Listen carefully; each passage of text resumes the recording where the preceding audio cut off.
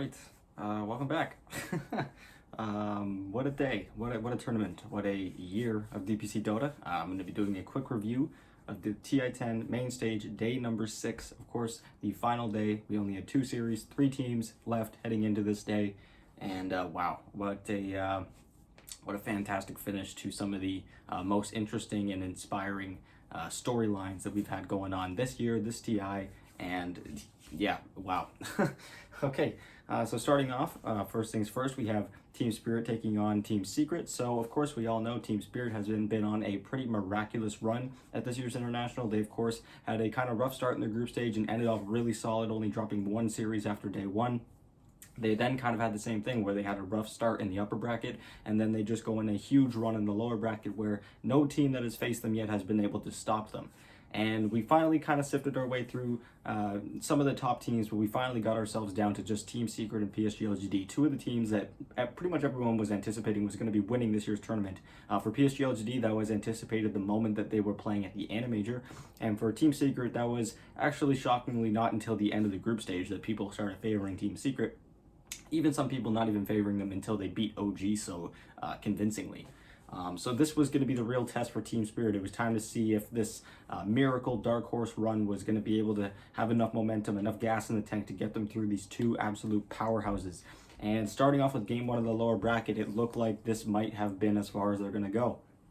Team Secret really had their number on this one. Team Spirit had opted for one of their classic Mars IO opening picks. Of course, the IO being played in the 4 position by Mira, but Team Secret just had such a fantastically well-executed game. They really just gave no openings, and Toronto Tokyo was, trust me, he was looking for openings. He played out of his mind. He was zip-zapping all over the place as Storm Spirit. He was really trying to make plays, but Team Secret were just not giving any openings, not giving away any kills or anything like that, and it just made it so difficult. Meanwhile, Nisha on the Void Spirit, he was doing exactly what Toronto Tokyo was doing on his Storm. However, he was actually able to find all those backline kills, all those initiations that Toronto Tokyo and the rest of Team Spirit were really having a hard time with. And so just front to back, this was a fantastic game for Team Secret. Looked like all of their players were really coordinated with each other. Nisha, like I mentioned already, had a fantastic game. Both games in this series where he played Void Spirit, he was really, really impressive. Just the amount of times that he'd be able to just slip into the backlines, get a kill, and make it out alive. It was just ridiculous. So they aren't able to actually win with the Mars, so they end up ditching it for game 2. And in game 2, they actually had a Morphling Dark Willow combo, and it was kind of criticized a little bit because, you know, we haven't seen a whole lot of Dark Willow leading up to this point. It was kind of unsure whether or not the hero was actually all that. We just knew that this combo with Morphling was the main contender, and yeah, that combo is deadly. Team Secret was definitely on the receiving end of that, and Yatoro once again having a fantastic game.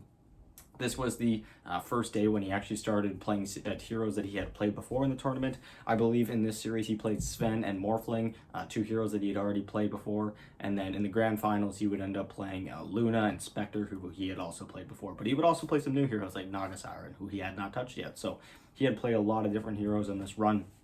And even though he was playing some heroes he'd already played for today, he was still bringing out some new heroes, still changing it up now and then. So Team Spirit wins a dramatic game 2, a game 2 that it looked like Team Secret was kind of owning in the start. I wouldn't say they were owning, but they had a really strong lineup that would scale really well with the Magnus and the Jug combo.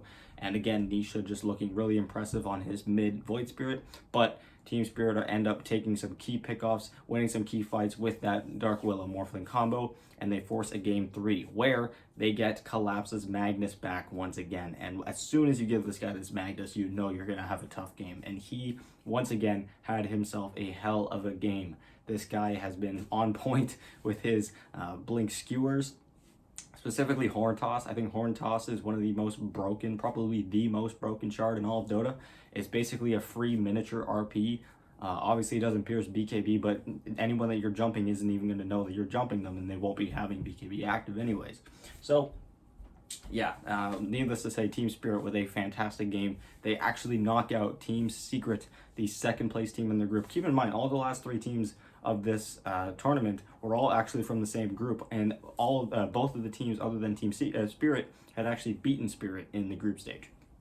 But Team Spirit overcomes the Goliath that is Team Secret, although that would not be the end of the day. That was just one of 2. That was just the lesser of 2 absolute huge teams, absolute, like I said, Goliaths of this year's DPC and this tournament in particular. So, Team Spirit secured themselves their spot in their first ever TI Grand Finals as an organization, as players. None of them have ever won TI before. So again, there is the possibility that we have all new winners of the International. Of course, OG still being the team that only has, the only team that has players that have won more than once. If it had ended up being Team Secret versus PSG LGD in the finals, there would have been repeat champions, because on the side of Team Secret, we have Matumaman and Puppy, who have both won TI, and then on the side of PSG LGD, we had Faith Beyond and Y, aka Innocence, who had also won back in TI6 with Wings. But because Team Spirit knocked out Secret, there was an opportunity for there to be brand new champions, and spoiler alert, there would end up being some new champions. So Team Spirit locks themselves their spot in the grand finals against PSG LGD, the team that to that point had only dropped 2 games in the entire tournament at that point. They only dropped a game to Team Secret in the group stage, who they had just beaten in the upper bracket, and to T1 in round 1 of the upper bracket. Since then, they had not dropped any games, and they were looking like the favorites to win this game. They were looking like if there was any team that was going to put Team Spirit's run to a stop, it was going to be them. Meanwhile, Team Secret are now eliminated. They finished 3rd place. Notably, Puppy has now finished at every single possible placement at TI. He's finished 13th to 16th, 9th to 12th, 7th to 8th, 5th to 6th, 4th, 3rd, 2nd, and 1st now. Yeah, he's been playing a lot, and he's gotten a lot of different results over the years. This one definitely being one of the better ones. You could tell that he was a little bit disappointed. A lot of the members were a little bit disappointed that they weren't able to go to the grand finals and have a shot at winning another championship. But finishing 3rd place is definitely nothing to be ashamed of or upset about. Finishing 3rd place against the competitiveness, in the competitiveness of this year, of this pro scene, of this tournament, is astounding. So, like I said, they finished 3rd place and they earned themselves just over $3.6 million. So, we're heading into the grand finals now, where we have Team Spirit, the underdog, the lower bracket dark horse, going up against PSG LGD, the just giant in the upper bracket, the team that has made it look easy to this point, knocking down teams like T1, like Virtus Pro, and like Team Secret. And yeah, this was a hell of a series. It wasn't necessarily one that had a lot of very intense games, you know, back and forth, a lot of late game buybacks, that kind of thing. It was more just teams having their shot at showing just how dominant they can be at certain points of the game. For example, in game 1 and 2, it was Team Spirit just continuing their momentum from their earlier series, and it really just looked like it caught PSG LGD off guard. It looked like PSG LGD just were not expecting how aggressive and how well and how clean Team Spirit's Dota was. And they completely catch them off guard. They win the first game in under 40 minutes with a kill score of 18-5. Most notably, whoever had 2nd pick in this series mostly won every single game. Only game 4 was won on 1st pick, so I thought that was kind of interesting. And then game 2 is another stomp. Notably, game 1 I think was more of just an outdraft by Team Spirit, which is pretty impressive when you're thinking about the fact that they're outdrafting a team like PSG LGD. They had the Naga Siren pick in against the Ursa, and they had no way to deal with her illusions. It was just, once Yatoro got enough farm, there was just no stopping him. So a fantastic draft into a fantastic performance for Team Spirit. We then had game 2 of the series, where PSG LGD really just snapped back with a fantastic draft and a really, really well executed early to mid game. They had a lot of tower pressure heroes like Leshrak and Nature's Prophet, as well as having the late game secure, the late game security of having a Morph Shaker combo. But despite the fact that Team Spirit was being heavily pressured and losing a lot of their map control early, they were still able to maintain the farm on their cores, mainly Yatoro's Luna, and with the help of Collapse's Magnus, who at this point is at legendary status. They are actually managed to find crucial pickoffs with the Horn Toss Skewer combo, and eventually Yatoro is just way too strong for even a hero like Morphling with the Shaker Ags. Was just not, they just could not kill him. They just could not do the damage. In a fantastic game for Team Spirit. I think this was probably one of the closer matches of the series. Of course, because PSG LGD had a pretty huge and considerable lead at the start of the game, and Team Spirit were able to just snap back and just crush them at their own game. So that's 2 games down. Team Spirit is now 1 game away from winning the TI10 Grand Finals. They've shown that they can dominate PSG LGD. They've shown that they can come back from a deficit against PSG LGD.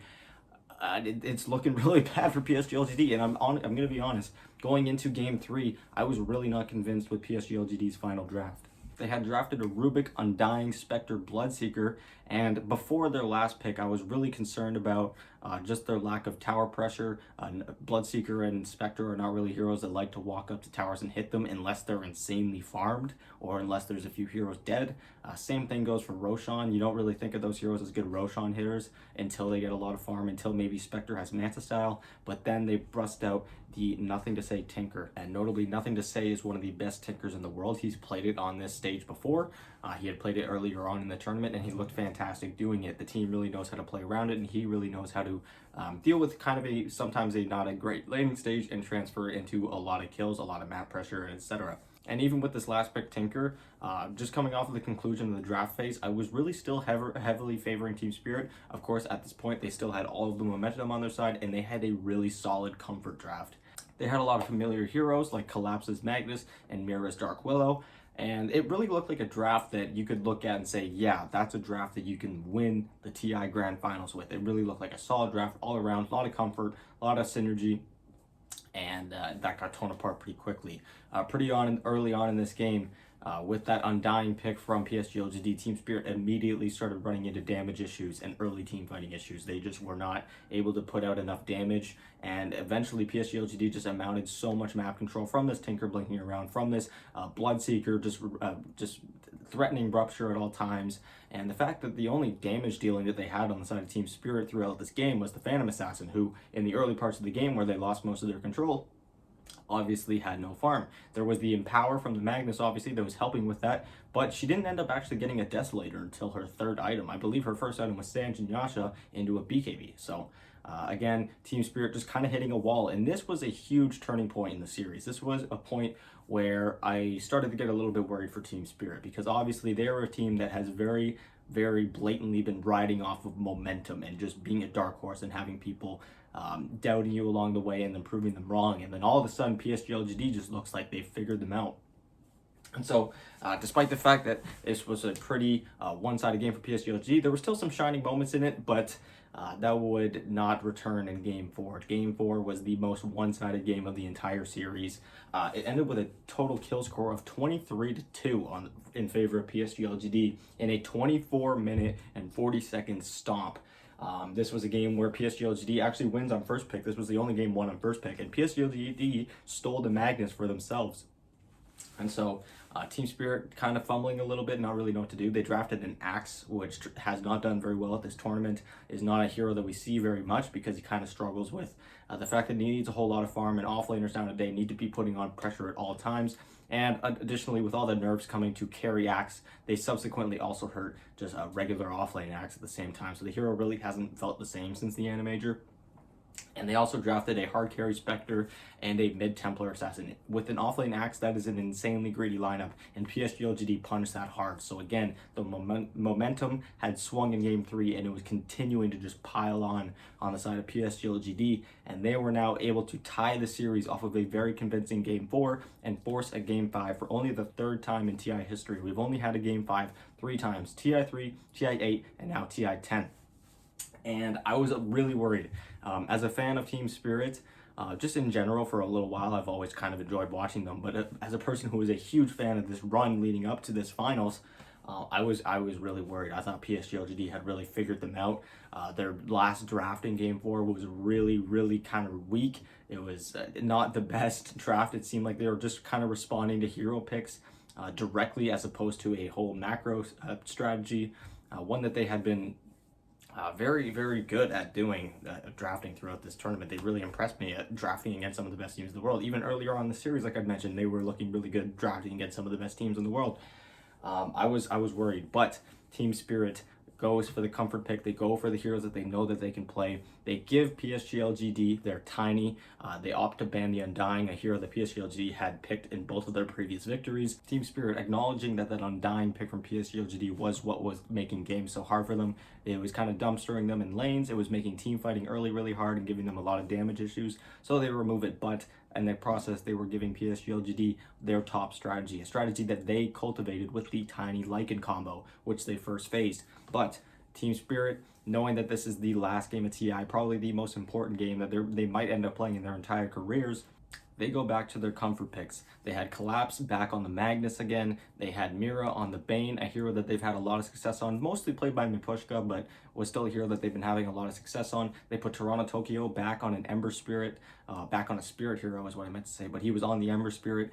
They had a hard carry in Yatoro being finally able to not have a terrible start to a game. He actually had a decent start in this game. And then they've also had the Winter Wyvern, which is another hero that they've had a lot of success on. Notably a very good block pick in preventing PSG from going for the IO to combo with the Tiny. Of course, the Winter's Curse makes it very difficult to play IO with any sort of hard damage hitting hero like Tiny. So yeah, it was a very comfortable draft. Again, Winter Wyvern, another hero that they've had a lot of success on in this tournament. And Team Spirit really knew how important this comfort was for them as they let PSG come into this game with their maximum comfort as well. They were coming in with their Tiny Lycan combo, which is the combo that they brought into this tournament and made look so good and dominated Team Secret with. They absolutely dumpstered Team Secret with this combo, as well as some other popular heroes that they've been really enjoying to that point. And holy crap, what a game. This was just, it really felt like Team Spirit had kind of lost a lot of that magic early on in Game 3, and Game 4 was just like all of that magic from their run was just gone. It felt dead. It felt like the players were just being gutted, and it felt like that at the very start of Game 5 as well, and I was worried. But as soon as Ember Spirit was starting to rotate, as soon as they started getting pickoffs with the Mira Bane, it all just seemed to flood back, and all of a sudden everything was just all the cylinders firing at once. It was incredible. They was all coming together all at once, and it I can't even put into words. The ending was stressful as all hell. They were really just trying to end the game without getting mega creeps, without an Aegis. They were just purely riding on the fact that the throne was right there in front of them. It was so close, but it wasn't totally secure. There was at one point they were trying to push the throne, and then backdoor protection came up because they hadn't actually brought the lane all the way in, and it started getting cut by PSG Enchantress. But after a super intense set of buybacks from both teams coming out, Team Secret ends up taking the advantage. They kill Ame twice on his Tiny, and they actually win TI10. It has been an incredible run. It has a lot of the TI6, a lot of the TI7 vibes, with DC in TI6 going that lower bracket run, Team Liquid at TI7 going on that lower bracket run. The only difference with that is TI7, Team Liquid was one of the heavily favored teams to do well in that tournament. They just got off to a rough start, whereas Team Spirit was a team that, you know, was kind of middle of the pack. They weren't quite top tier, but they also weren't bottom tier. They made upper bracket after all. And yeah, they win. They are now TI champions. I've listed their roster here.